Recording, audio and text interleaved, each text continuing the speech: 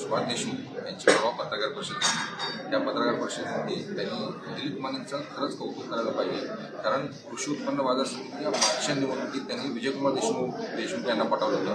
यंदाच्या नवीन निवडणुकीत सचिन दादांना पटवलं. तर पाठवा खरंच तुम्हाला पटवलं होतं. बापू आमच्या पक्षाचे ज्येष्ठ नेते.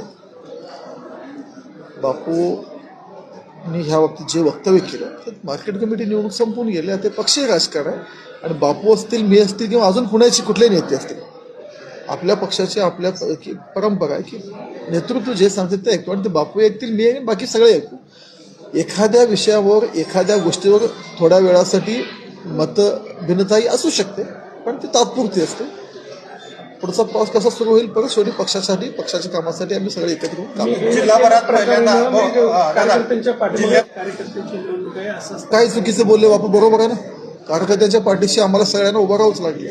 त्यामुळे बापूंचं म्हणणं बरोबर आहे आणि त्यांच्या म्हणण्याच्या माझं पाठिंबा येतं. बापू असं म्हणतायत की दिलीप मानेंना जे आहे ते कोणत्याही पद्धतीचं तिकीट वगैरे दिलं जाणार नाही. या सगळ्या दिलीप मानेंच्या पक्षप्रवेशाच्या संदर्भात तुमचा रोल फार मोठा, कारण मी अनेक वेळा तुम्ही त्यांच्यासोबत मुंबईला प्रवास केलेला आहे. या बाबतीत यात कितपत तथ्य वाटतं? अनेक वेळा प्रवास केला नाही, एकदाच प्रवास केलेला आहे आणि मी माझं काम, मला माननीय मुख्यमंत्री, माननीय प्रदेशाध्यक्ष जे सांगतील ते फॉलो करायचं मी काम करतो. मी माझं डोकं कुठंच लावत नाही. मला ज्या ज्या गोष्टीची सूचना, आदेश वरिष्ठांकडून आले मी त्याचं पालन करतो. ह्याच्या पलीकडे मी माझं काही डोकं लावतो. काँग्रेस शहराध्यक्षांबाबत काय आदेश आलाय का वरून?